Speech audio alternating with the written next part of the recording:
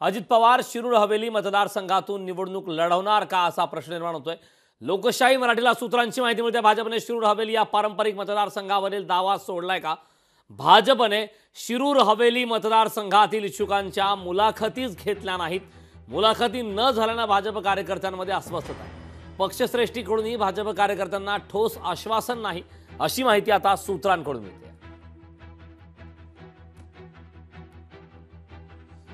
या संदर्भात ताजे अपडेट देण्यासाठी आपले प्रतिनिधी चंद्रशेखर भांगे आपल्या सोबत जोडलेले आहेत।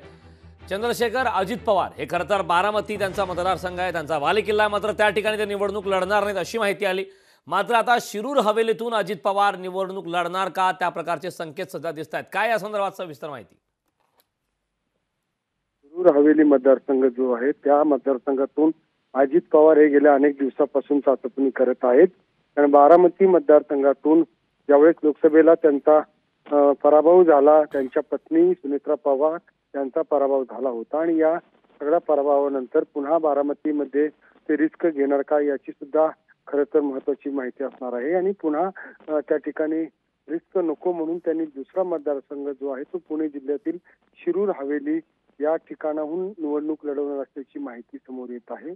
आपण पाहिलं की भाजपच्या सगळ्या विधानसभा मतदारसंघाची जी माहिती चाचपणी घेण्यात आली होती त्यामध्ये फक्त शिरूर हवेली मतदारसंघाचीच मुलाखत त्या ठिकाणी घेण्यात आलेल्या नाहीत। त्या ठिकाणच्या सोडून सगळ्या ठिकाणच्या ज्या आहेत त्या ठिकाणी माहिती घेण्यात आली होती। आपण पाहिलं की शिरूर हवेली हा भाजपचा पारंपरिक मतदारसंघ आहे। भाजप सेना युतीमध्ये हा मतदारसंघ भाजपकडेच आहे, परंतु आपण पाहिलं की या ठिकाणी जे आहेत आता राष्ट्रवादी पक्षाचे जे अध्यक्ष आहेत अजित पवार ते त्या ठिकाणाहून निवडणूक लढण्याची शक्यता आहे।